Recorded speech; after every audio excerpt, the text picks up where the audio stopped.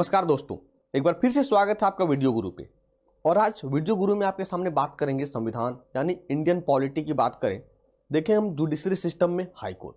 जैसा कि आपको पता होगा, आप लोगों ने पढ़ा कि अगर जुडिशरी सिस्टम में भारत में सर बिल्कुल पिरामिड की तरह जुडिशरी सिस्टम है। यानी अगर हम सबसे ऊपर देखें तो सुप्रीम कोर्ट, फिर बात करें हाई कोर्ट और फिर बात करें तो हो जाएगा लोअर कोर्ट। तो जैसे सुप्रीम कोर्ट पूरे भारत की अपेक्स कोर्ट मानते हैं, शीर्ष न्यायालय है, वैसे ही हाई कोर्ट एक राज्य के लिए क्या होगा? अपेक्स कोर्ट होगा, यानी शीर्ष न्यायालय होगा। क्या होगा? शीर्ष न्यायालय होगा। यानी लोअर कोर्ट के फैसले से अगर हम असंतुष्ट हैं, संतुष्ट नहीं है, तो कहां भागेंगे? हाई कोर्ट चले जाएंगे। और क्या करते थे कि हाई कोर्ट के फैसले से संतुष्ट नहीं होने पर हम कहां जाते थे? सुप्रीम कोर्ट जाते थे। यानी जिस तरीके से देश के लिए एक शीर्ष न्यायालय अपेक्स कोर्ट है, वैसे ही हाई कोर्ट एक राज्य के लिए अपेक्स कोर्ट माना जाता है। आप ये पिक देख रहे होंगे, भारत में सबसे पहले हाई कोर्ट की स्थापना की गई थी 19वीं शताब्दी में। तो कहां की गई थी? वो उसी की पिक लगी है। अभी हम चर्चा करेंगे लेक्चर में कि देखेंगे कहां पहले हाई कोर्ट बनाया गया था। ठीक है, चलिए। आर्टिकल 214, एक चीज समझिएगा, याद रखने का तरीका।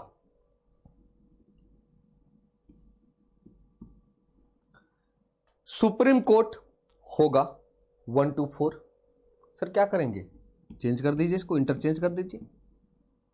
जहां सर्वोच्च न्यायालय भारत में है अनुच्छेद 124 के अनुसार, वहीं हाई कोर्ट है 214 के अनुसार, 214 के अनुसार। आप लोगों ने पढ़ा होगा राष्ट्रपति का जो ऑर्डिनेंस पावर है, प्रेसिडेंट का ऑर्डिनेंस पावर है, गवर्नर का जो ऑर्डिनेंस पावर है, उसमें भी कुछ खेल इसी तरीके से है। राष्ट्रपति ऑर्डिनेंस जारी करता है 1 to 3 और फिर गवर्नर ऑर्डिनेंस जारी करता है 213। जब इस तरीके की चीजें जो मिलती है, याद रखने में आसानी होती है। अरे बस समझ में, यानी राज्य में हाई कोर्ट होंगे किस आर्टिकल से? आर्टिकल नंबर 214 यानी 214। अब देखिए, the high court of India operates below the supreme court. Bharat का उच्च न्यायालय सर्वोच्च न्यायालय के नीचे संचालित होगा। जाहिर सी बात है, सुप्रीम पावर है सुप्रीम कोर्ट, उसी के नीचे ही काम करेगा। सबसे पहले हाई कोर्ट का जन्म कब हुआ था भारत में? क्योंकि हम लोगों ने तो देखा कि 1773 के रेगुलेटिंग एक्ट के तहत सुप्रीम कोर्ट की स्थापना की जाती है कलकत्ता में। The high court originated in India in 1862 when the high courts were set up at Calcutta, Bombay and Madras. Bharat में उच्च न्यायालय का जन्म 1862 में हुआ, जब कलकत्ता, बॉम्बे और मद्रास में उच्च न्यायालय स्थापित किए गए थे। तो ये चीज हमेशा याद रखिएगा कि एक साथ 1862 में पहली बार 3 हाई कोर्ट की स्थापना की जाती है। अगर क्वेश्चन कहते कि भारत में पहली बार कितने हाई कोर्ट की स्थापना की गई? 3 हाई कोर्ट की। कहां की गई? कलकत्ता, बॉम्बे और मद्रास। कब की गई? 1862 में की गई। चौथा भी देख लेते हैं, क्योंकि कई बार एग्जाम में पूछा गया है कि चौथा कौन था? तो इलाहाबाद हाई कोर्ट 1866 में। The fourth high court was established at Allahabad in 1866। चौथा उच्च न्यायालय इलाहाबाद में 1866 में स्थापित किया गया। सर एक टर्म आता है बेंच, आप सुनते होंगे सर ये बेंच क्या है? ऐसा तो बेंच नहीं जो हम लोग पढ़ाई करते हैं वो वाली बेंच। सर बेंच 2 प्रकार के होंगे। एक जजों की संख्या पे डिपेंड करेगा, नंबर ऑफ जजेस। अगर एक जज फैसला दिया तो वो एक बेंच कहलाता है, और ये हमेशा किसमें होगा? विषम संख्या में होगा। 1 जज, 3 जज, 5 जज, 7 जज, वो एक बेंच कहलाता है। और एक बेंच होता है कि हाई कोर्ट का एक अंग राज्य के दूसरे शहर में काम करता है, दूसरे शहर में कार्य करता है। फॉर एग्जाम्पल यूपी का ही ले, इलाहाबाद हाई कोर्ट और फिर इसका जो एक बेंच है वो लखनऊ में है, वो एक लखनऊ में है। तो बेंच दो तरीके से वर्क करते हैं। एक जजों की संख्या को भी हम बेंच कहते हैं कि कितने जज के कितने बेंच ने फैसला दिया। सर एक बेंच था उसने फैसला दिया, 3 बेंच के पास जाएंगे, फिर 5 बेंच के पास जाएंगे। क्यों ऐसा होता है? सर 5 है, 2 एक तरफ 2 एक तरफ, बीच में जो इधर गया उधर फैसला गिर गया। ठीक है, क्लियर है यहां तक? आगे देखिए। अब सर भारत में 29 राज्य प्लस 7 केंद्र शासित प्रदेश, तो इस हिसाब से 36 हाईकोर्ट होनी चाहिए। सर आप कहते हो 25 हाईकोर्ट है, तो ऐसा क्यों होता है? ऐसा क्यों? तब एक क्लॉज लाया गया in the constitution, there is a provision for the high court in each state, but by 7th Amendment Act of 1956, one or more state or the union territory can have a common high court. संविधान में प्रत्येक राज्य में एक उच्च न्यायालय का प्रावधान किया गया है, लेकिन 1956 के 7वें संशोधन अधिनियम द्वारा कह दिया गया कि एक या अधिक राज्य या केंद्र से शासित प्रदेश के लिए समान उच्च न्यायालय हो सकता है। इस हिसाब से भारत में 25 उच्च न्यायालय हैं। तो मैनेज कैसे हुआ, कहां मैनेज हुआ? यूनियन टेरिटरी की बात करेंगे तो केवल दिल्ली के पास है। Delhi is the only union territory that has a high court of its own since 1966। Delhi एकमात्र केंद्र शासित प्रदेश है जिसका 1966 से ही अपना उच्च न्यायालय है। यानी 6 यूनियन टेरिटरी के पास नहीं है, वो कहीं ना कहीं गुत्थम गुत्था हैं, कहीं ना कहीं मिले हुए हैं। तो कहां मिले हुए हैं उसकी चर्चा कर लेते हैं, क्योंकि कई बार एग्जाम में पूछा गया है अंडमान निकोबार का हाई कोर्ट किस बेंच के तहत कार्य करता है। ठीक है, देखिए एग्जाम्पल ग्रुप में समझते हैं। The other union territories fall under the jurisdiction of the different state high courts. अन्य केंद्र शासित प्रदेश विभिन्न राज्य उच्च न्यायालयों के अधिकार क्षेत्र में आते हैं। फॉर एग्जाम्पल की बात करें बंबई हाई कोर्ट किस के अंतर्गत कौन कौन आएगा? सर दादर नगर हवेली, गोवा और दमन एंड दीव। 25 3 28 हो गया। फिर भी रेस्ट है। अब देखिए केरल के अंदर आएगा कौन? लक्षद्वीप, 2 मैनेज हो गया। फिर देखें चंडीगढ़, चंडीगढ़ है। चंडीगढ़ की बात करें तो सर ये हरियाणा और पंजाब, यानी 3 हो गया। इसी तरीके से मैनेज की गई है हाईकोर्ट को, तब जाकर भारत में आज 25 हाईकोर्ट हैं। अब आपको करना क्या है कि जिन जिन राज्य में हाईकोर्ट नहीं है वो किसी ना किसी राज्य के हाईकोर्ट के अंतर्गत कार्य करेंगे। अब आपको जब नोट्स बनाओगे तो यही करना कि कौन से राज्य में, कौन से केंद्र शासित प्रदेश में हाईकोर्ट नहीं है, वो किसके अंदर आएगा उसे आप मेंशन कर लीजिएगा, क्योंकि बहुत मुश्किल से 2-3 बचे होंगे। ठीक है, चलिए अब देखते हैं कंपोजिशन, संरचना कि आखिर कितने हाईकोर्ट जज होंगे। A chief justice and other जजेस। सर ऐसा क्या है, फिक्स नहीं है क्या? जैसे सुप्रीम कोर्ट में तो आपने बताया कि फिक्स है 31। हाई कोर्ट में जजों की संख्या निश्चित नहीं है, ये time to time president determines the number of high court जजेस फ्रॉम टाइम टू टाइम। समय समय पर उच्च न्यायालयों में न्यायाधीशों की संख्या निर्धारित करते हैं राष्ट्रपति। सबसे ज्यादा जजों की संख्या इलाहाबाद हाई कोर्ट में 62 और सबसे कम कई राज्यों में, फॉर एग्जांपल दे दें सिक्किम में 3। अब सोचिए जहां इलाहाबाद में 62 हाई कोर्ट जजेज हैं, सिक्किम में 3 है। यानी ये डिपेंड करता है नंबर ऑफ केसेस पे। सर अब यूपी बहुत बड़ी जनसंख्या है, इस कारण से तो एक बेंच बना दिया गया लखनऊ में। यानी हाई कोर्ट में जजों की संख्या निश्चित नहीं है। ठीक है, चलिए अब देखिए क्वालिफिकेशन कि क्या आप और मैं उच्च न्यायालय का जज बन सकते हैं? एकदम बन सकते हैं, क्योंकि we are citizen of India, हम लोग भारत के नागरिक हैं।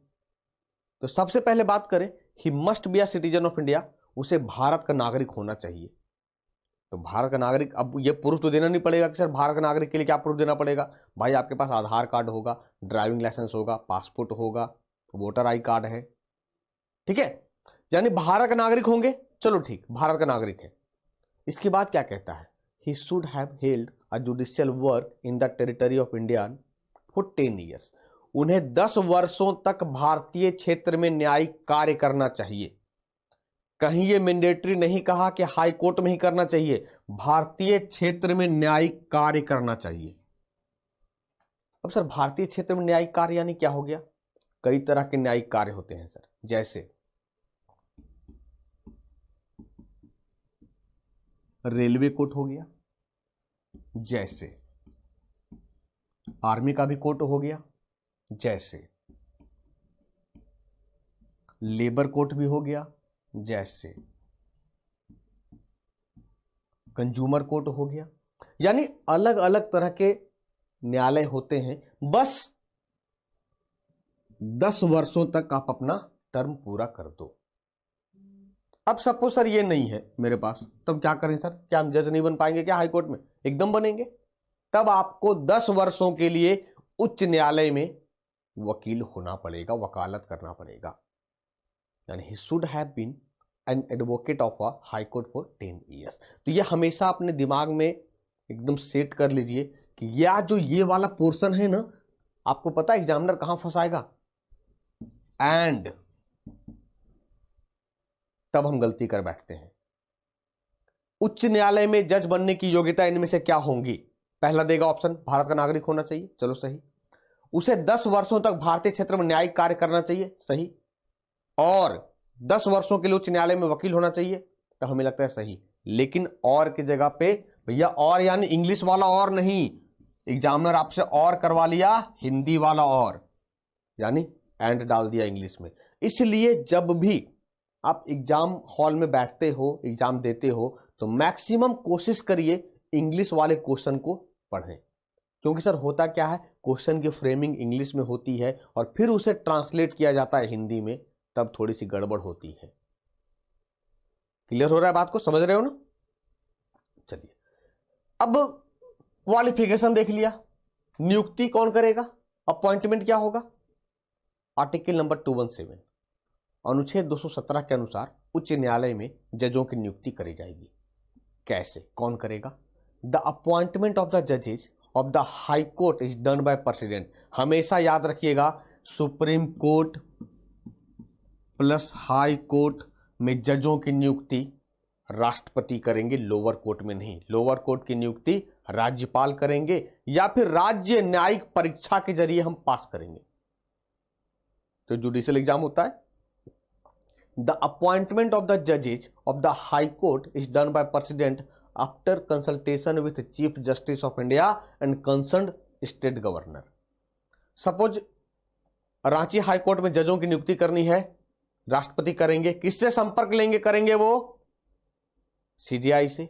और कंसर्न्ड स्टेट गवर्नर की बात करें, उस राज्य के राज्यपाल से संपर्क करेंगे कि क्या इसकी नियुक्ति कैसे की जाएगी। यानी एक सांस में समझ लीजिए कि उच्च न्यायालय में भी जजों की नियुक्ति कौन करेंगे, तो इंडियन प्रेसिडेंट करेंगे, भारत के राष्ट्रपति करेंगे। क्लियर है यहां तक? चलो अब देखिए, टर्म देखें, टेन्यूर कहें, टर्म कहें, कितने वर्ष तक कार्य करेंगे ये। जहां सुप्रीम कोर्ट के जज 65 वर्ष तक कार्य करेंगे, वहीं हाई कोर्ट के जज 62 वर्ष तक कार्य करेंगे। यानी सर आप सीनियर हो ना, 3 वर्ष तो आओ यहां, 3 वर्ष तो गुजारिए सुप्रीम कोर्ट में। यानी आप हाई कोर्ट में 62 वर्ष तक पद पर बने रहेंगे, इसके बाद रिटायर कर जाएंगे। अगर आप में एबिलिटी होगा तब फिर आपको खींच लिया जाएगा सुप्रीम कोर्ट में, अदरवाइज रिटायर कर जाएंगे, बस दैट्स इट। ठीक है, चलिए अब आगे देखिए, शपथ, ओथ और अफर्मेशन। शपथ या प्रतिज्ञान, द ओथ टू जजेज is administered by the governor of the state or some person appointed by him for this purpose। अब न्यायाधीश का जो शपथ है राज्य के राज्यपाल कराएंगे और उनके द्वारा नियुक्त किसी भी अन्य व्यक्ति द्वारा प्रशासित की जाती है। मैं एक चीज जोड़ना चाहूंगा, कि यहां पे आप कह दीजिए chief justice of the state. राज्य के मुख्य न्यायाधीश की नियुक्ति राज्यपाल करेंगे और राज्य के जो अदर जज होंगे इनकी नियुक्ति राज्य के चीफ जस्टिस करेंगे। एकदम बिल्कुल वही फॉर्मूला जो सुप्रीम कोर्ट में होता है। सुप्रीम कोर्ट में सीजेआई की शपथ ग्रहण कौन कराएगा? राष्ट्रपति कराएंगे। और अन्य न्यायाधीश का शपथ ग्रहण कौन कराएगा?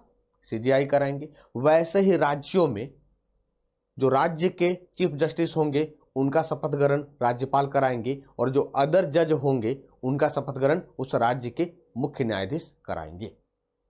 क्लियर है यहां तक? चलिए अब देखिए सैलरी एंड अलाउंस, वेतन और भत्ते।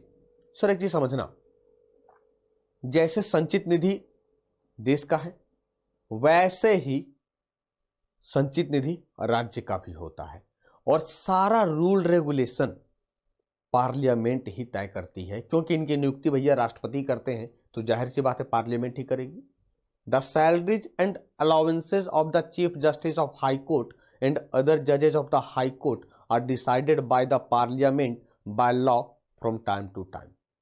उच्च न्यायालय के मुख्य न्यायाधीश और उच्च न्यायालय के अन्य न्यायाधीशों के वेतन और भत्ते विधि द्वारा समय समय पर संसद द्वारा तय किए जाते हैं। तो 2018-19 के बजट में इनकी भी सैलरी में बढ़ोतरी की गई है। कितने बढ़ोतरी हुई है आइए देख लेते हैं। सैलरी एंड अलाउंसेस की बात करें तो current salary of chief justice of high court is 2.5 lakh और करंट सैलरी ऑफ अदर जजेज इज 2,25,000। तो सर तुलना करिएगा, सीजेआई का 2,80,000 था और अदर जज का 2.5 लाख। तो ये चीज समझिए, सुप्रीम कोर्ट के अदर जज की जितनी सैलरी थी उतनी हाई कोर्ट के जज का होगा। और भैया अदर जज हैं तो 25,000 कम हो गया आपका। ठीक है, कहां से दिया जाएगा सैलरी? सैलरी की बात करेंगे राज्य के संचित निधि से। The salaries and allowances of the जजेज and maintenance of the state high courts are charge from the consolidated fund of the state. राज्य उच्च न्यायालयों के न्यायाधीशों के वेतन और भत्ते और मेंटेनेंस। सर अब हाई कोर्ट है, टूटेगा फूटेगा, रंग रोगन है, पेंट है, अब गर्मी आएंगी तो एसी चलेंगे, पंखे चलेंगे, कैमरा है, हिडन कैमरा है, सब कुछ पूरा का पूरा मेंटेनेंस राज्य के संचित निधि पर भारित होगा। मैं थोड़ी देर के लिए सोचने के लिए आपको मजबूर करता हूं क्या कि सर जो हाई कोर्ट तो ठीक है, सुप्रीम कोर्ट का जो जज था उनका पेंशन मिलता था consolidated fund of the country, राज्य देश के संचित निधि से। लेकिन इनका जो रिटायरमेंट होगा और जो मिलेगा पेंशन वो कहां के संचित निधि से मिलेगा? क्या केंद्र के संचित निधि से मिलेगा या राज्य के संचित निधि से मिलेगा? क्या लगता है क्या होना चाहिए? ये केंद्र के संचित निधि से होगा। अब कई लोग लगेगा सर कैसे, ये तो हाई कोर्ट में काम करते हैं, क्यों केंद्र के संचित निधि से देंगे? अब भाई मेरे सोचिए, एक जज हैं, अपना ये कार्यभार दिल्ली हाई कोर्ट से शुरू करते हैं, दिल्ली हाई कोर्ट से शुरू करते हैं। 3 साल यहां काम किया इन्होंने, इनका ट्रांसफर हो गया गुजरात। 2 साल काम किया, इनका ट्रांसफर हो गया महाराष्ट्र। 2 साल काम किया, इनका ट्रांसफर हो गया इलाहाबाद। इस तरीके से करते करते इन्होंने लगभग भारत के 10 उच्च न्यायालय में समय गुजार दिया। अब सर अब रिटायर होंगे, जो पेंशन होगा तो क्या करेंगे? जितने हाई कोर्ट है सब टुकड़े टुकड़े में पैसे देंगे? नहीं ना सर।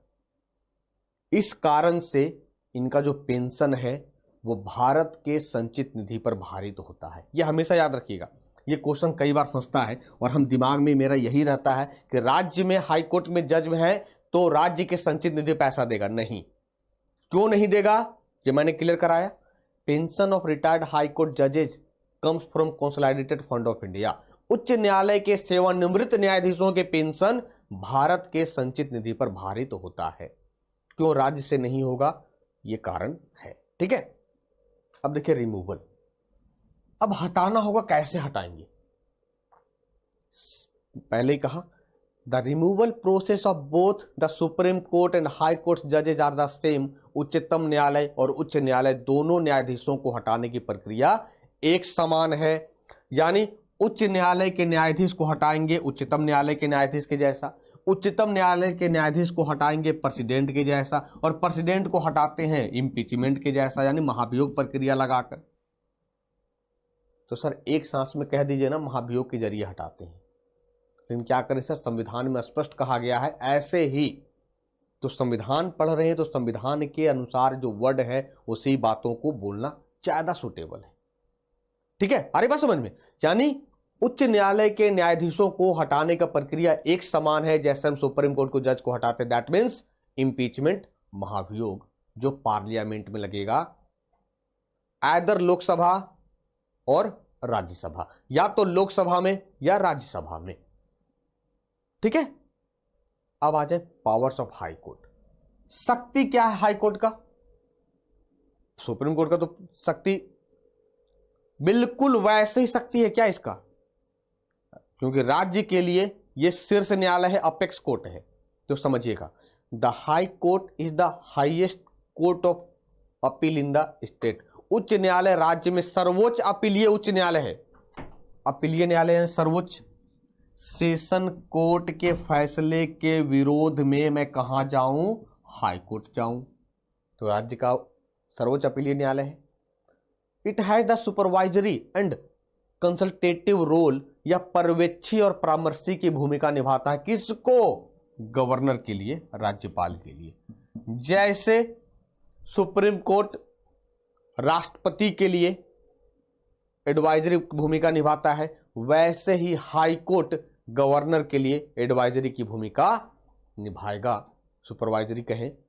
ठीक है, अरे बात समझ में। ये इनके पावर्स हैं। एक चीज और मैं बता दूं, इनको रीट निकालने की भी शक्ति है, और ये रीट निकालने की शक्ति आर्टिकल नंबर 226 में है। यानी supreme court, high court both can issue writ, दोनों रीट जारी कर सकते हैं। जहां सुप्रीम कोर्ट रीट जारी करेंगे आर्टिकल 32 से, वहीं हाई कोर्ट रीट जारी करेंगे 226 से। There are 5 types of writ. Writ 5 प्रकार के होते हैं। ठीक है, और देखिए और क्या कहा sir, the parliament and the state legislature are responsible to change the jurisdiction and power of the high court. संसद और राज्य विधानमंडल उच्च न्यायालयों के अधिकार क्षेत्र और शक्तियों को बदलने के लिए जिम्मेदार है। जहां सुप्रीम कोर्ट के लिए केवल संसद है, अब सर अब राज्य में हाई कोर्ट है, तो भैया आपको राज्य विधानमंडल से भी थोड़ी सी सलाह मशवरा तो करना पड़ेगा। यानी बोथ पार्लियामेंट और राज्य का विधानमंडल दोनों इसके पावर में फेरबदल करने के लिए जिम्मेदार माना जाता है। ठीक है, अब आ जाता है सबऑर्डिनेट कोर्ट्स, जो अधीनस्थ न्यायालय कहते हैं, सेशन कोर्ट कहते हैं। उसकी चर्चा की जाती है आर्टिकल नंबर 233 से लेकर 237। यानी 10 subordinate courts are subordinate to state high courts. अधीनस्थ न्यायालय राज्य उच्च न्यायालयों के अधीनस्थ हैं। फिर मैं आपको पिरामिड वाला एग्जांपल दूंगा। पिरामिड वाले एग्जांपल से आप अच्छे तरीके से समझ सकते हो। देखो पिरामिड, यानी यार स्कूलिंग लाइफ में हम लोग झंडे फहराने जाते थे, देखते होंगे ऐसे ऐसे बने होते थे झंडे को फहराने के लिए। क्या कहा? अधीनस्थ न्यायालय राज्य उच्च न्यायालयों के अधीनस्थ है, यानी नीचे है। तो सर कर दीजिए ना, सबऑर्डिनेट कोर्ट कर दीजिए, इसको हाई कोर्ट कर दीजिए और इसको सुप्रीम कोर्ट कर दीजिए। 25 राज्यों में हाई कोर्ट है, भारत के 640 जिला जो में सबऑर्डिनेट कोर्ट है। अब देखिए सर, ये जो है इसके नीचे है, ये जो है ये इसके नीचे है। यानी अधीनस्थ न्यायालय राज्य उच्च न्यायालयों के अधीनस्थ हैं, और this courts functions under high court at district and other low level. ये न्यायालय जिला और अन्य निचले स्तर पर उच्च न्यायालय के अंतर्गत कार्य करते हैं। अन्य निचले स्तर यानी यहां पर आपको थोड़ी सी कंफ्यूजन ना हो, मैं फिर से समझा दूं। एक सर सब डिविजनल कोर्ट होता है, यानी जिला के नीचे सब डिवीजन होगा। यही कहा कि ये न्यायालय जिला और अन्य निचले स्तर पर उच्च न्यायालय के अंतर्गत कार्य करते हैं। तो ये था हाईकोर्ट के फंक्शन, हाईकोर्ट से कैसे कैसे क्वेश्चन बनेंगे आपके लिए, यानी इस लेक्चर के जरिए आपका कॉन्सेप्ट क्लियर हुआ होगा। ठीक है, तो मिलेंगे जब नए लेक्चर में, तो फिर से देखेंगे कि आगे पॉलिटी को हम कैसे अच्छे तरीके से हैंडल कर सकते हैं। तब तक के लिए धन्यवाद।